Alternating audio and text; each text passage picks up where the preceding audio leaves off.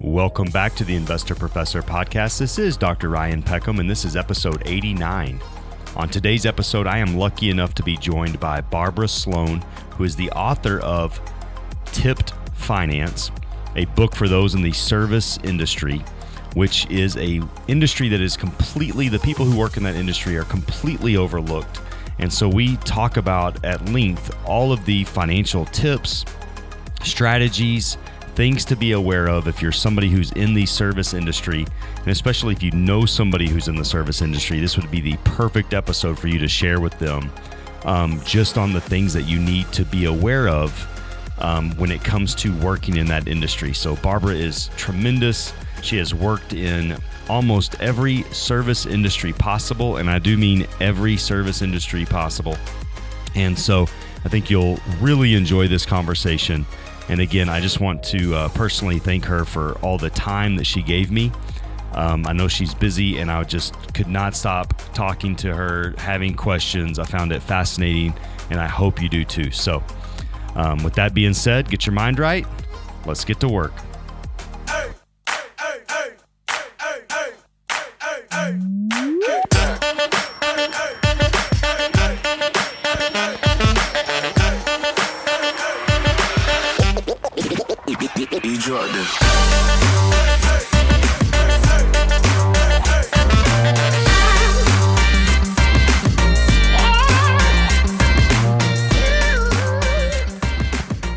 All right. Well, today we have Barbara Sloan. Thank you so much for joining us on the podcast today.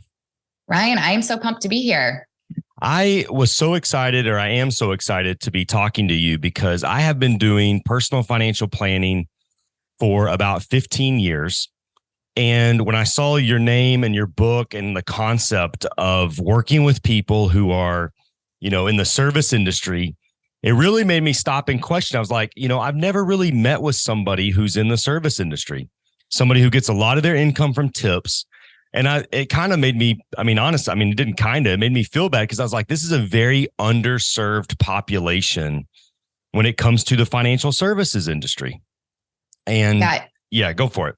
I was just going to say, underserved is an understatement. Right, it is completely ignored by the umbrella of personal finance and financial services. Yeah, I would agree. And it just made me, I have met with people from just tons of different walks of life. And I go, man, I've never met with somebody who's like, I'm a full-time, waitress or, somebody that's been doing it forever.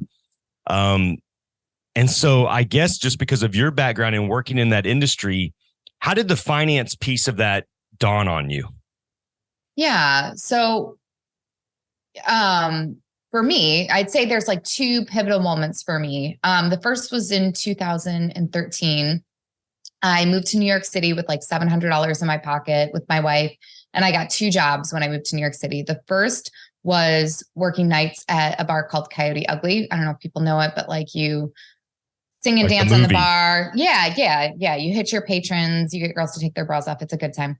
And then I got a day job working on Wall Street in an unregulated market, like an unregulated firm. So it was part trading floor, part independent sales organization that was selling, they were selling usual Sloan products, right? Mm-hmm. And so it was a very educational moment for me on the markets, on the predatory side of financial services.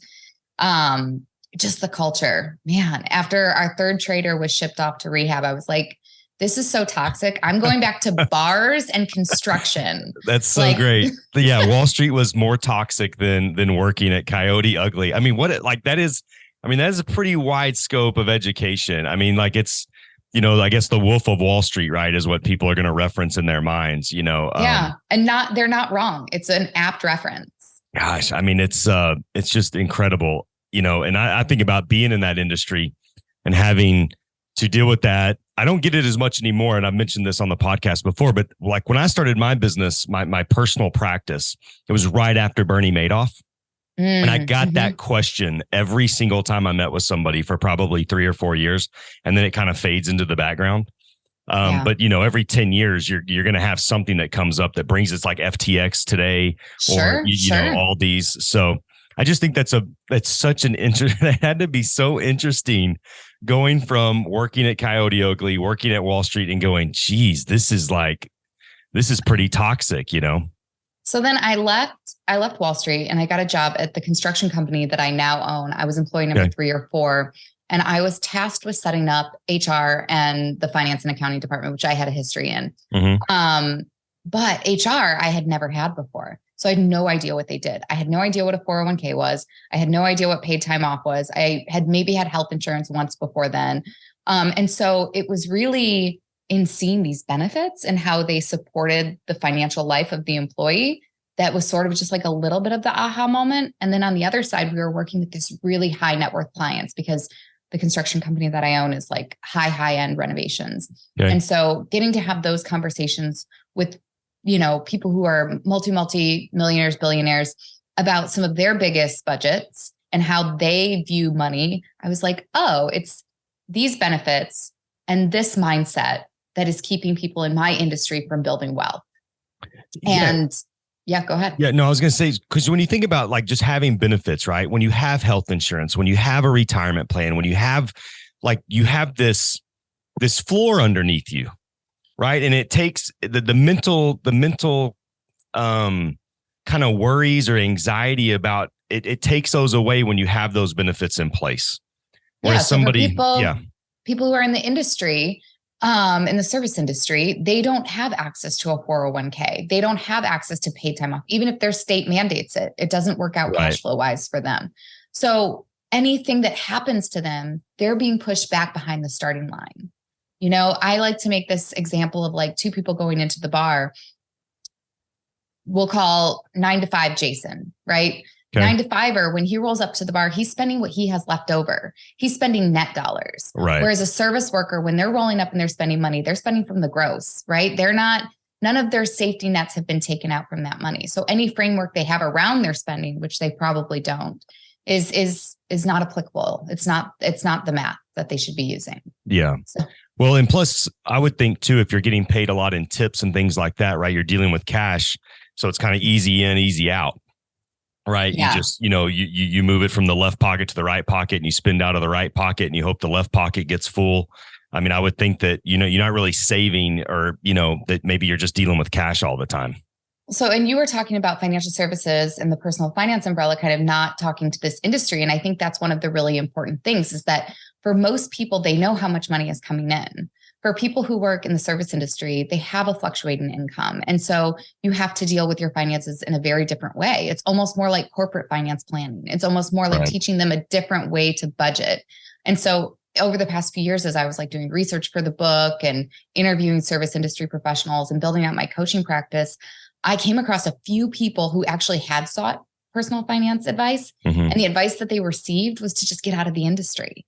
And I'm like, that's terrible advice.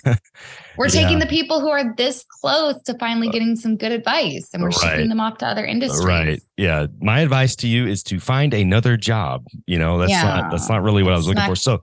So when you're talking to these, or what are some of the biggest like challenges that most people in the service industry have? Yeah, I would say the 2 biggest challenges that people in the service industry have. The first is environmental and understanding that your workplace environment looks really different than most people's. And every industry, we just talked about financial services, every industry has unique opportunities and unique hazards. But in most industries, you receive training on how to deal with those hazards. I work in construction. We have an organization called OSHA. OSHA was responsible for training the workforce. And when they trained the workforce, they reduced injuries and workplace deaths. In the service industry, we need to kind of develop that own level of training, right? Where we tell people that, the hazards are a little bit more nuanced, right? You are dealing with the general public. The general public has a way of like chipping at your confidence. The general public may, undervalue your skills and the things that you do. There's also other environmental things such as the constant barrage and access to alcohol, substances, maybe unhealthy food, off hours. So understanding that your environment is really different than most people's and that you have to put certain boundaries or environmental controls in place is one of the first things that we talk about. Because when you are constantly selling fun, sex, lifestyle, food, drinks, you become the ultimate consumer. And so it's really important to develop that awareness so that you can be a little bit more intentional around that environment. And then, so environment's the first challenge. And then the second challenge is just those financial systems that we were talking about. Yeah. For people in the service industry, there's a power imbalance. Every guest that you have, the power is in their court. And so it's even more important for people in this industry to have something like an emergency fund, because you cannot be reliant on one particular person's tip if you're trying to keep yourself safe. Yeah. So, in most businesses, what you're going to make for the day or the week or the month. And somebody in the service industry, you really don't know. And whereas, let's say somebody's salary, you can be like, I'm not really feeling great this week. I think I'm just going to mail it in. And in the service industry, like, that's not possible, right? Because you got to be, put the smile on, fake it till you make it, or whatever. And so it really comes across. And in the fact, let's just be honest. There's some people, in the public that are just rude as can be. And, I've worked retail, when I was younger and things of that nature, and I did not enjoy it at all, because dealing with mean people is not fun. It's amazing how little empathy sometimes that people have when they're working or interacting with those that are, trying to help them or trying to get them a drink or whatever it is. And so I'm sure after a while, mentally, that has to take a toll on people who work in that business. Yeah. And so protecting your energy is really important when you're in a shift, because you still have 20 other guests that you have to be there to cater to and to provide an experience for. And so, yeah, I always like to say that everything I learned to run and own a multi-million-dollar business, I learned working in the service industry. There's so many skills. You learn so many interpersonal skills. You learn management skills. You learn back of the envelope skills. You learn, time management. There's so many skills that I learned. Quality control, it's so many. So when somebody's just trying to, you look at the basics, one of the basics of financial planning or investing would be to have an emergency fund. So what are your kind of top tips for people who are in that business to just try to start saving money? Yeah. I like to make everything a little bit of a game to make it a little more fun. If people are just starting off trying to save for an emergency, I always say start with 3 months. Once you get to 3 months, you can work on getting to 6 months, worth 6 months of your expenses. Right. So of your required expenses. Right. So right. I always give the range of 3 to 6 months. But in order to start saving it, if you're in a restaurant or a bar, I like to create a segment of your section that becomes your savings section. So if you have a 6 top of tables, maybe one of your tables is your savings section. So any tips you get from that table, that goes into your emergency fund. Or if you're at a bar, those 3 stools go into your emergency fund. Or if you're at a club environment, maybe, giving dances to people in yellow shirts, or a particular bill type that you receive goes into your emergency fund. So try to gamify it a little bit so that it doesn't become such a slog. Well, and plus, but that also concentrates the mind on, you're not just thinking about, like you said, you turn it into a game. So that kind of preoccupies your mind and you think about it differently. And, when I'm talking to, younger people, clients that I have, I'm always like, you're the one doing the work. You're the one out there putting in the hours, working crazy hours. If they're working at night or overnight or whatever, you're the one doing this. Pay yourself first, reward yourself. You're the one doing the work, And so I think that sometimes is just a concept that seems to be missed, but we always say, I'm going to save whatever's left at the end of the month. But there won't be anything because people naturally spend what they see if they don't put it somewhere. In this industry, also, what you have with this beautiful schedule flexibility and this access to cash is that you'll oftentimes, what I most commonly see as far as a budgeting strategy for people is that they will work a ton in the beginning of the month until they get enough of their money. And then they'll offload some of their shifts because they're exhausted. Right. And so, that if you're not putting yourself first, then at the end, there's nothing left. You're pulling from a dry well. Yeah. And so, yeah, Oh, man. I say pay your sexy self first. Yeah, I never worked in a bar, and mainly it was because I don't think I could deal with the sleep schedule. Like, just, I mean, like, and I know it, like, as you get older, that just has to be just tougher and tougher and tougher to be, working till 2, or in Texas, like the bars close at 2, and then you got to clean up. I'm sure you're not getting home till 4. I mean, it's just got to be, I mean, that, your body can only take that for so long, I would think. I mean, it's got to be things that you have to put in place to protect yourself. Yeah. I mean, but that's also in other industries, right? Yeah. Like, in financial services, I was seeing brokers get to the office at like 4 or 5 in the morning. Yeah. And so every industry has a little bit of that, but yeah, you have to train yourself how to find the right environment, how to make sure that when you're in the industry, you are the product, you are the service. So you have to protect your body. I can't tell you how many shifts I worked where like, I didn't go to the bathroom. It was just like holding it the entire shift just because I was like running around, Yeah. like, and then coupling that with like constant alcohol and coffee, your body, like the dehydration is not good. So you just like, you're like, 7 hours and you're like, I have not gone to the bathroom. I don't think Yeah, exactly.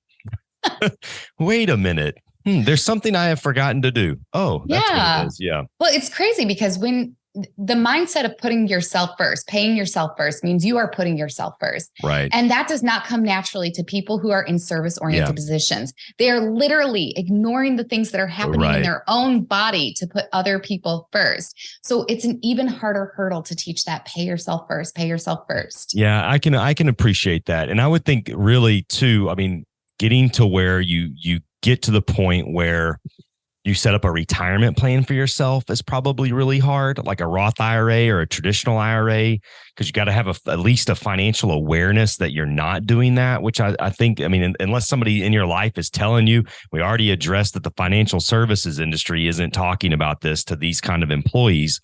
So I would guess that like coworkers aren't saying, hey, did you start a Roth this year? I mean, I think that you've addressed that well. Yeah. So in the industry, we are really good at talking about how much money we're making.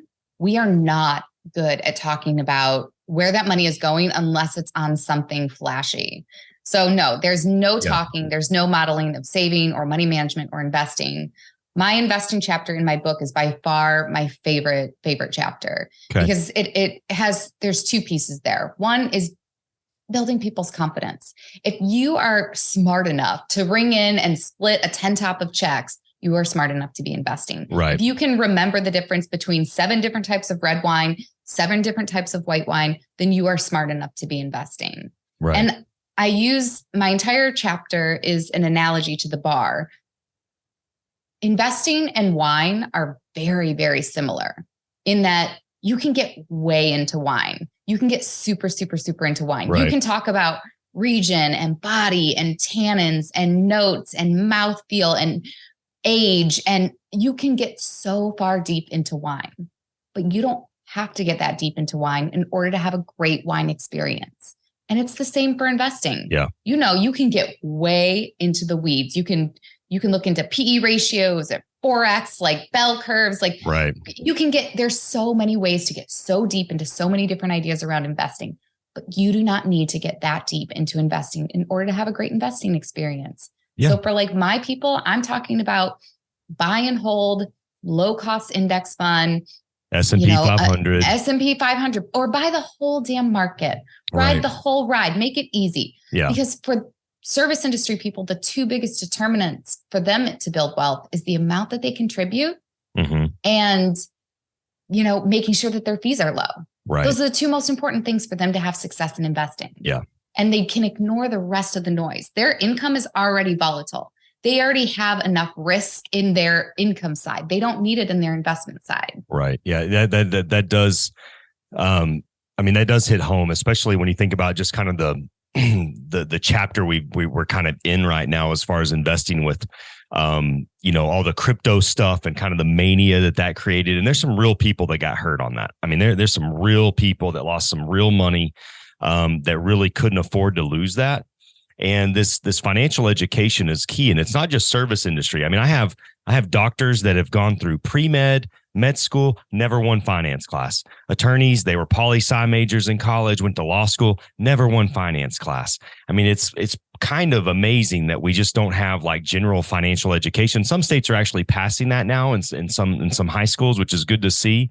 But just general financial education. And then what I've noticed on my side is as you get older, you kind of feel embarrassed, it's almost like you feel like you should know it. So now you don't want to ask questions.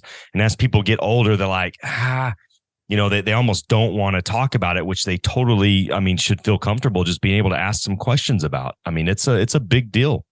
Yeah. So my wife is a perfect example of this. She has a degree in economics. She is a corporate financial planning and advisor for Fortune 500 publicly traded. She just took her company public last year. And when in 2008, when the market collapsed and she was working for a defense contractor at the time, and she saw people lose half their retirements and grown men burst into tears over having to work another decade. Right. She was like, I want no part of this. And she developed a scarcity mindset and she just turned away from all things investment. And so what's hilarious is that I am married to this incredibly intelligent, really, really smart person who wants no part of our personal finances. Right. And she's just like, nope, not for me. Yeah, I do it all day. Yeah. And that's the thing is, when you get kind of scared straight, right? So 2000, 2008, and now, 2021, it gives you kind of a little bit different perspective.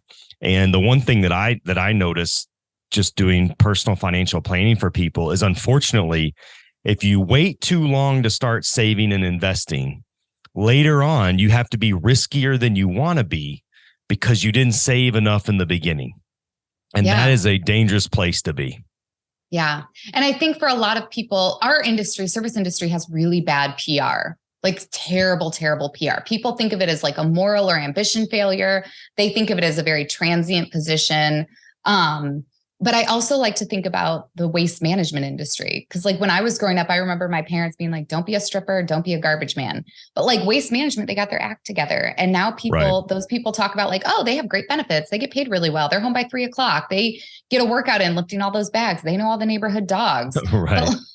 But like our industry still has terrible PR. It's like the Hollywood trope of like, oh, the struggling stripper putting herself through college, or the waitress who's down on her luck, or, trying to make it in Hollywood or whatever it is. And so people just have this idea that these aren't long-term careers. And the problem with that is that people are like, oh, I'll start investing when I get my real job.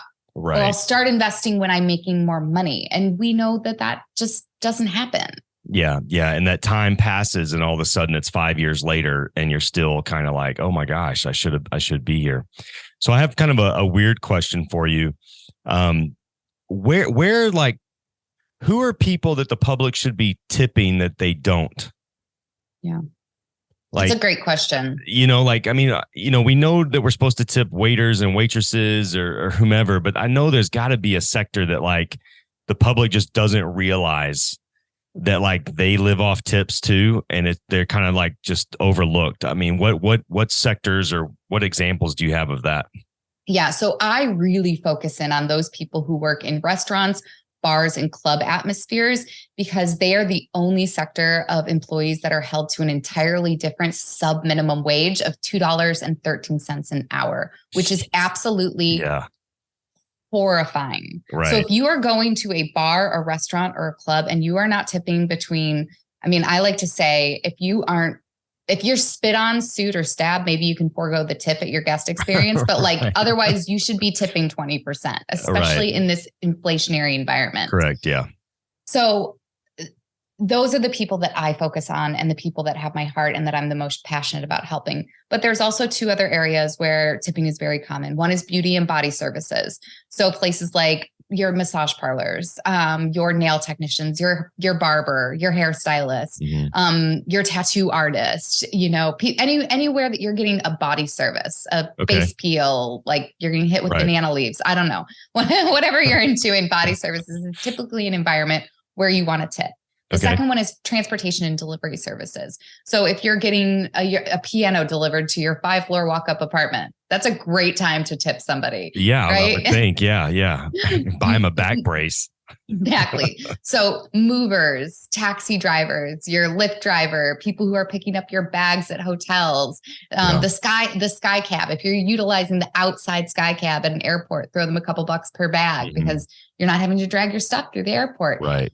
What people often forget is that most tipping occasions are happening during luxury service experiences. Okay. So you won't find tipping a requirement in places that aren't luxury services. You don't have to tip at your grocery store because you need groceries, right? If somebody carries your bags to the car, that's awesome. Great. Throw them a buck if you have to. But like groceries are a necessity. So you don't have to tip in that environment.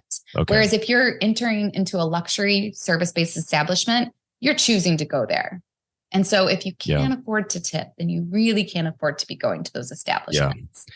Do you think like now that they have all these new, like, you know, you go buy something and you walk into a store and you go up to the register and it says, hey, we just need you to answer a few questions, which is always like the tip line, right? And sometimes you're like, do I leave a tip here? Like I just came in to buy something, you know, like I'm talking about like smaller stores, right? Like small. And I'm like, is that part of their weight? Like I always tip. Like the guilt factor hits me, but I'm always like, is this really a place where I should be or shouldn't? And so I think sometimes people get confused on that. If you're just walking up to buy something, you know. This is such a great question. And I'm so glad that you're comfortable tackling this because like right now it's a hot button topic. So what people are talking about is counter service and the iPad that's turning around at these points of counter service are replacing the old school tip jar. For some people, they might not have registered that there was always a tip jar at their bakers or at their, butchers or at their coffee shop or whatever. So they might just be unaware that the tip jar has been replaced by the iPad. Okay. And so how people should approach it is in the same way as the tip jar. Okay. It's nice to have as an option. So if you're going to a coffee shop and you're getting a bottle of water or a packaged sandwich, feel free to select no tip. As consumers, we have to be engaged in our own experiences. And so you have to select no tip. That's part of our emerging technology. And we're still sorting some of this out. So, don't take it personally. That's my first rule. It's like, it's not a personal attack on you. It's just an option for you. Right. And so let's go back to that coffee example. If somebody is making me a latte and they're putting like a foam cat face on top of my latte and they're risking burning themselves for this handmade custom coffee, they give me a smile. I am tipping them in that situation. Yeah. Yeah. But if I'm just buying, I always say tip on service, not on product. So if you're buying a product that's packaged, don't tip. Feel empowered not to tip. And if you see somebody who has like 30, 50, 70% as their custom, as the tip options on their iPad, pull a manager aside and be like, dude, that doesn't feel good. I come here all the time. Let's keep it within range. Keep it between 15 and 25%. Yeah. The other thing I like to point out is that the people who work behind counters, they are not subject to that $2.13 sub minimum wage. They get the regular minimum wage, which is federally $7.25, which is still hard to live on. Correct. So if somebody's doing something extra nice for you, I think, and because a lot of them too, they're like, do you want to donate to this charity? Do you want to leave it to, and you're like, man, I mean, all of a sudden, and then you're afraid there's going to be like a sign when you walk out that says horrible person as it's flashing, like this person's a horrible person.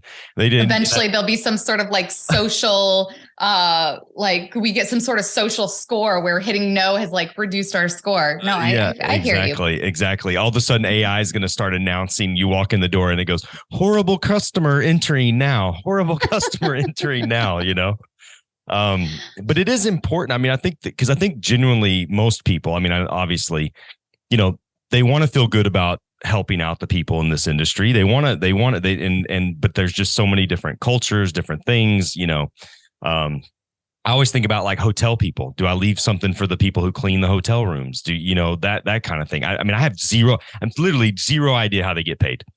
So, I mean, those little ones like that, That's a great example. So for people who used to do cleaning services in hotels, the standard used to be $1 or $2 per night for your stay, right? And that's one of the rules where I think I see some change needing to happen because that rule has existed for like 50 years, though it needs to be updated. So if you're paying $1,000 for your week stay. No, $5 is not an appropriate tip for the person who's been digging your hair out of the shower drain, right. So a terrible joke for me, but yes, I'm just kidding. I'm just kidding. So sorry. I'm kidding.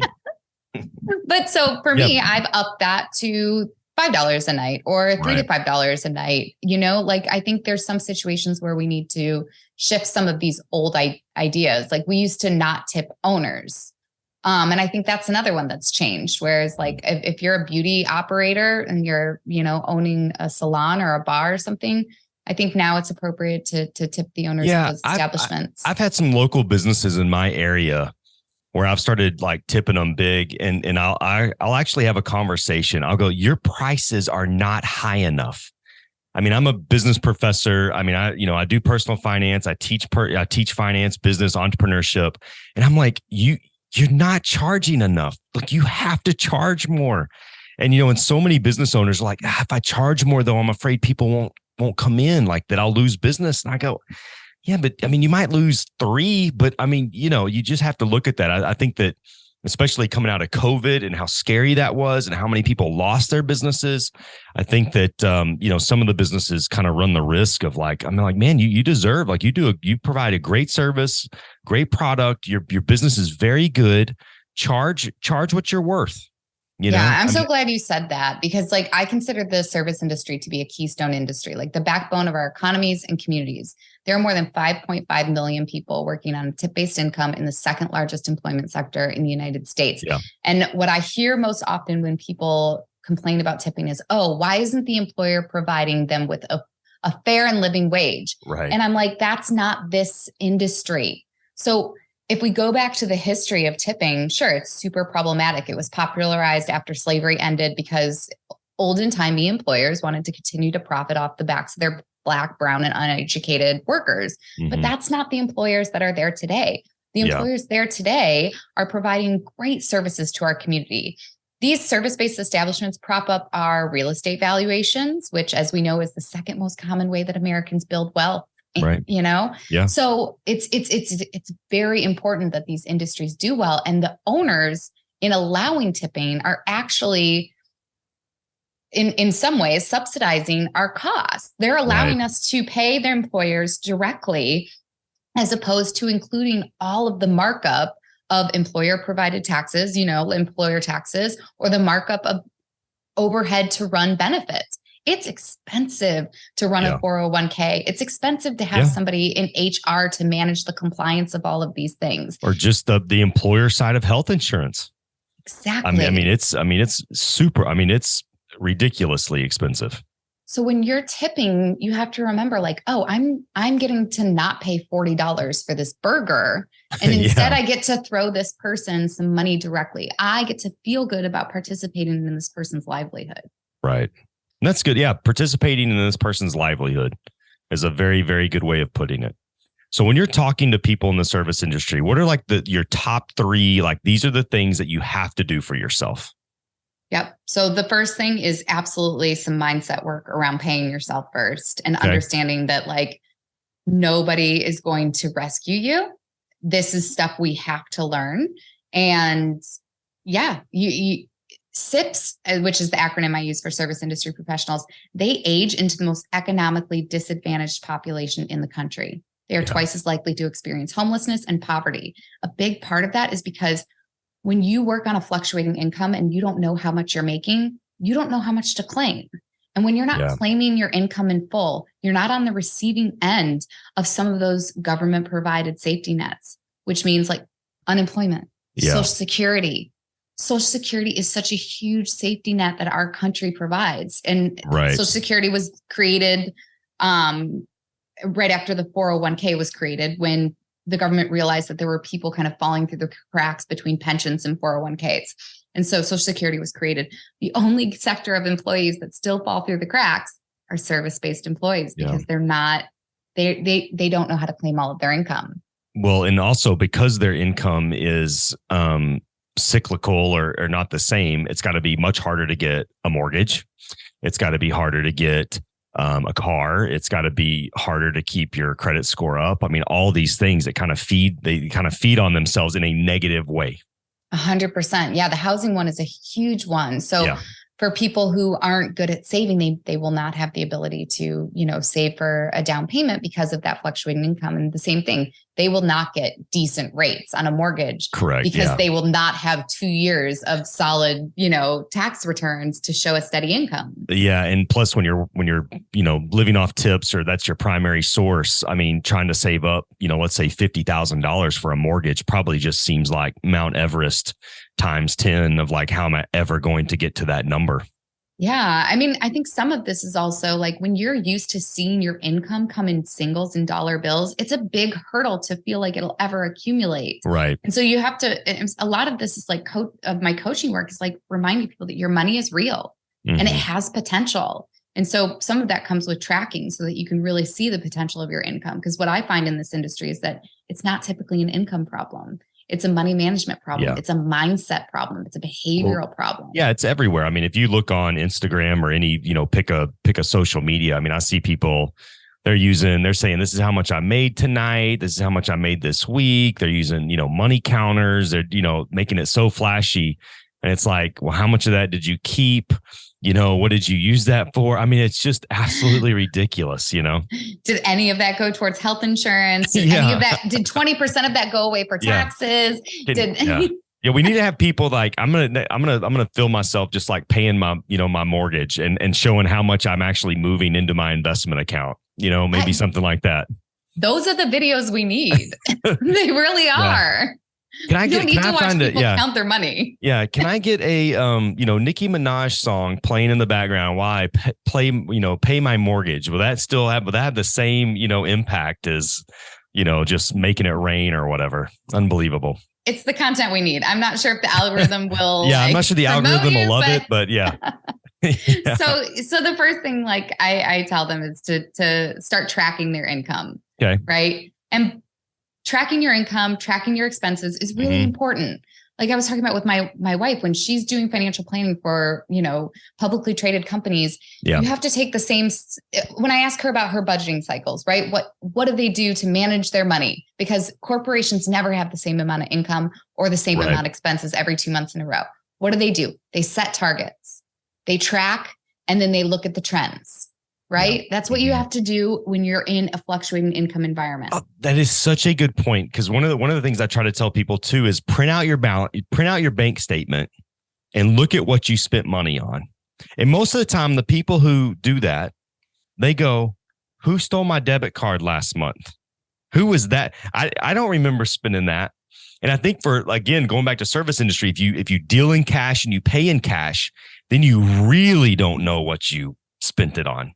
And our brains lie to us. Of course they do. They want those quick dopamine hits. They want it easy. They want it now. And we always think we're going to remember, but that's not a good feeling when you've spent a bunch of money and you have nothing to show for it. For me, that's why it's most impactful to like have people track their income. Because at the end of the year, when they're like, I made how much? And I have nothing to show for it. Yeah. That's a very impactful moment to be like, there's real potential here. There's real potential here. And I think for a lot of people, but a lot of people in the service industry, we make the wrong trade-offs. The questions we ask ourselves is like, would I rather go out or would I rather not go out? And that's the wrong question. It's, would I rather max out my IRA, go to Mexico and go out one night a week, or would I rather go out 3 nights a week? Right. It's a totally different question. Yeah. And it's hard too, because when you're tired, you only have so much willpower and you're looking at, let's say, a new item, a new piece of clothing, whatever it is. And you're like, man, I've been working hard. I deserve this. And we all say that to ourselves. Self-rationalization is a real thing.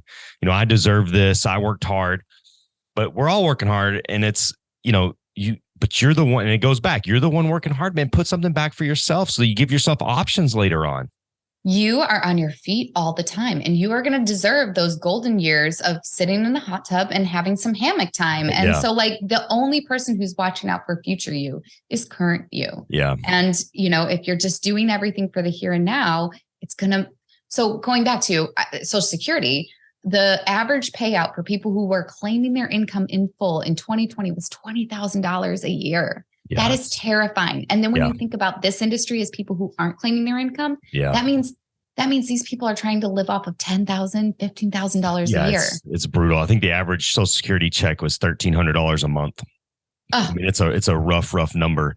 And, going back, like working with college kids, younger people, I always say, make decisions today that the 60-year-old version of you will be very proud of. But it's, when you're 22 and you think about being 62, you're like, who, me? No, that's not going to happen to me. I'm not going to age, and it's like, the years are going to pass. So, you really, and your body's going to feel a lot different at 22, 42, 62. And so, you have to be aware of that and have just some foresight into, okay, what are the decisions I need to make today so that later on I can have different choices? Because I think we all see, unfortunately, you look at, baby boomers getting older, there's a lot more older people in the service industry.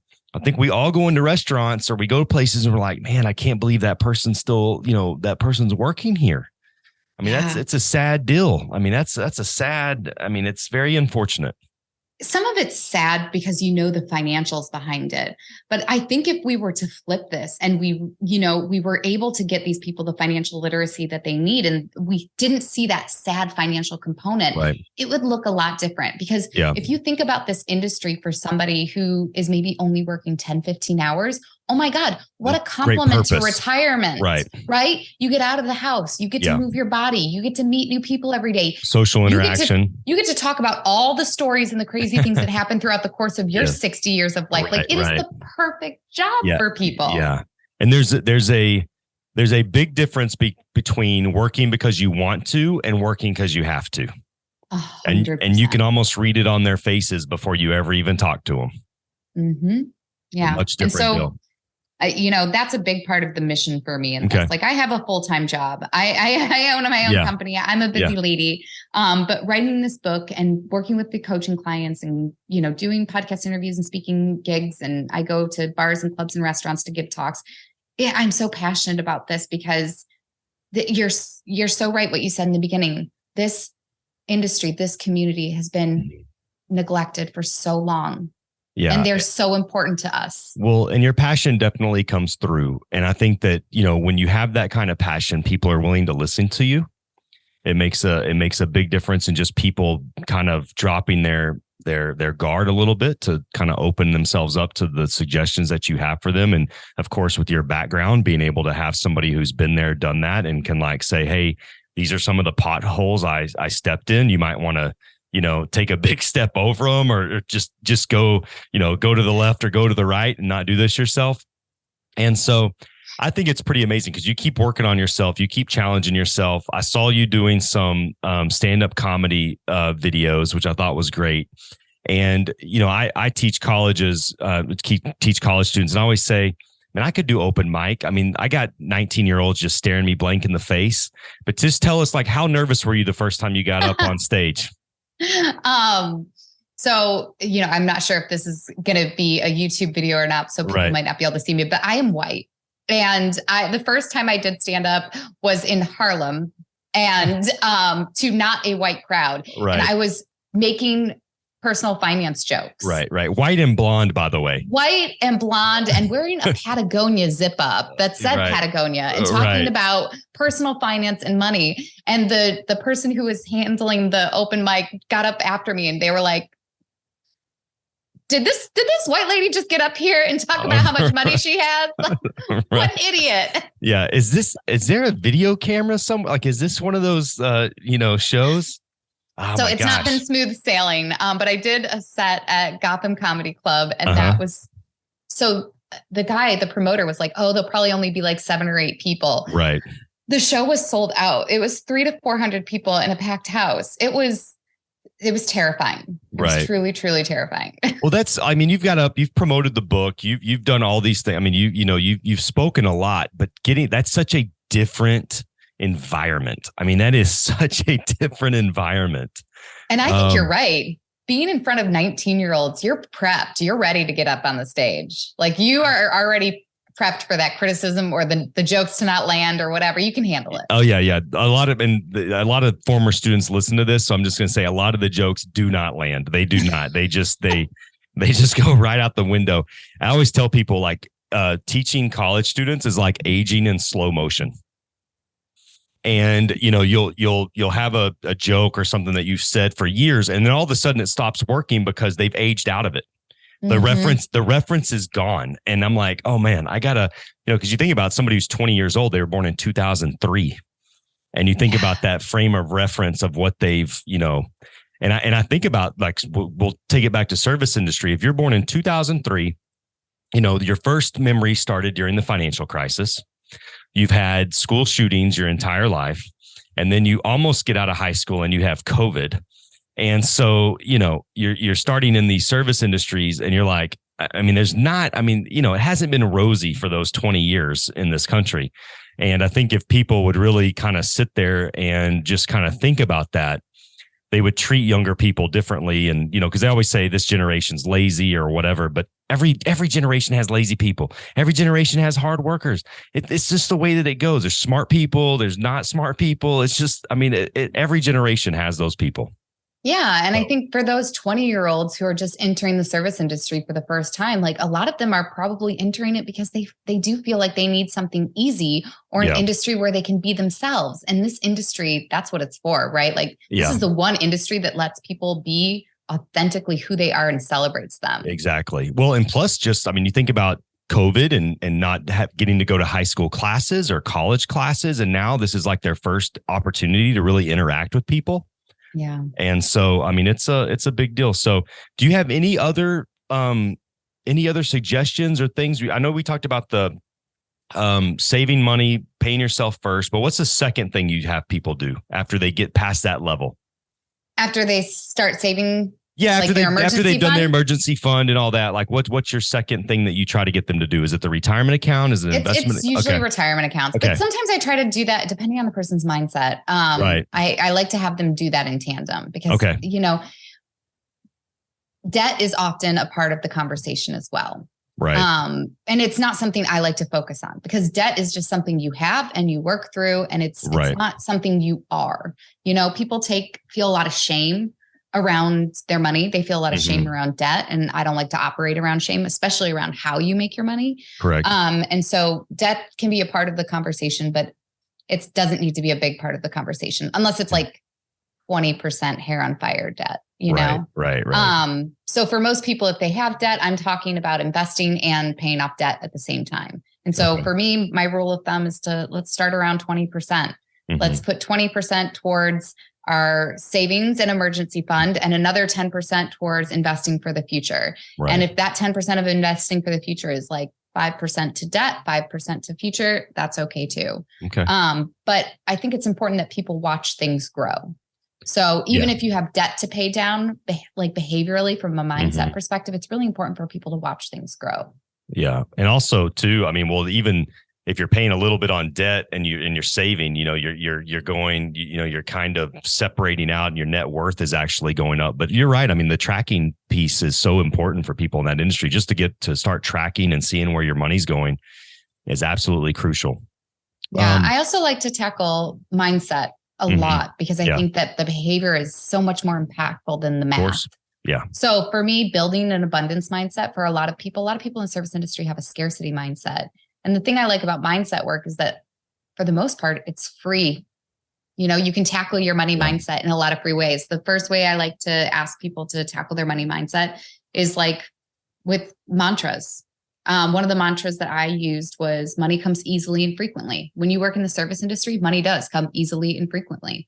So developing mantras can be really helpful.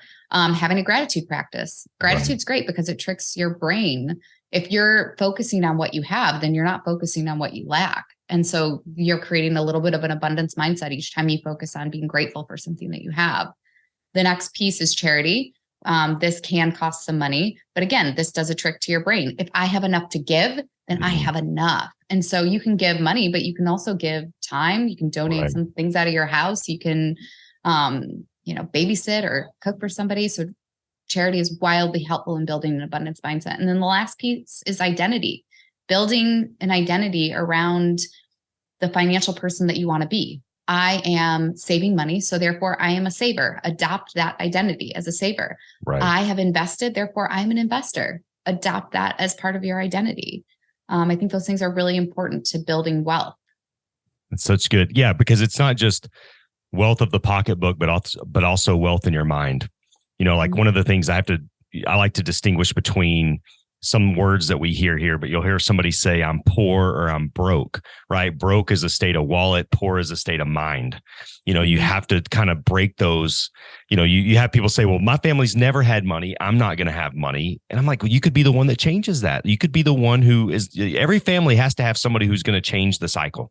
Like you have to say, I'm going to be the one. I'm going to read the books. I'm going to get the lessons. I'm going to watch the videos or whatever. I'm going to be the one that changes it for myself and my family tree, And so it's a big deal. Well, how do people get a hold of you? Oh, thank you so much for asking. People can find me. I'm on the socials, all at Tipped Finance. So TIPPED Finance. I mostly hang out on Instagram where I post some of my stand-up clips. Yes. I like to make memes. I really like to try to take personal finance to a really fun, approachable place. Right. I like your comedic me. I mean, when I saw that, I was like, oh, we're going to get along. I just, when somebody has a sense of humor about things, it just makes everything so much easier, because I think so many, we just take ourselves way too seriously. It's like, you don't have to, just because you're talking about a serious subject doesn't mean it has to be serious all the time. Yeah. And I think it's also we can do it imperfectly, right? We can save imperfectly. We can budget imperfectly. We can invest imperfectly. And it's still going to be better than not doing anything at all. Exactly. And so show up as yourself. Yeah. You don't have to be perfect. Well, and the book, of course, is Tipped. And the cover art on that is actually great. I mean, we'll post it on social, but I just like the way that it came together. I mean, I think it looks very impressive. Thank you so much for saying that. What's hilarious is that I hired a cover designer who lives not in the US. And so they had no concept for our money.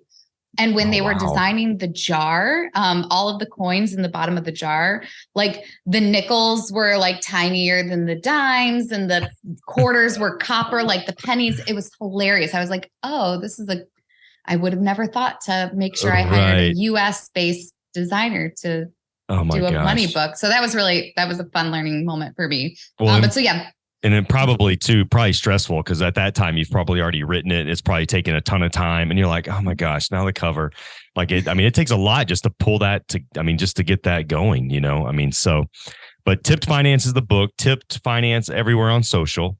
Tipped Finance. Right. Yep. You can reach out to me on my website, which is www.tippedfinance.com. I do one-on-one coaching for people in the industry. I will come and give a money talk to your establishment. And then the book is available on Amazon. You can type in Tipped or Tipped book. Yeah. The reviews on that are great, by the way. Some people have some really good reviews for you. That has to feel like they're not just the book's good. I mean, they're leaving paragraphs telling you thank you. That's been the most rewarding part of all of this because a book is an I had a ton of imposter syndrome. I didn't graduate from college. I'm not a CFP. I have zero credentials. And so for me to write a personal finance book, oh my God, I had to get over my imposter syndrome. Right. Really, really big time. And so those reviews have meant the world to me because this has been a 3 to 4 year long process. And when I see those reviews, I'm like, oh, well, that makes it all worth it. Yeah. That's awesome. I'm really happy for you for that. Because it does, let you know that you're on the right path, and that you really are making an impact in people's lives that you've never even met. What's been really also rewarding is to see how many people in the personal finance and financial services industry have promoted the book as well. And they're like, this book is amazing. Even if you're not in the industry, if you're a gig worker, if you have a side hustle, I have one person who's who just left me a review who was like, I have been a lifelong personal finance expert and I learned so much from this book. And I was like, that feels really good. That's awesome. Well, thank you so much again for all your time and just for doing this with us today. Thank you so much. This was a great conversation, Ryan. Thank you so much for having me.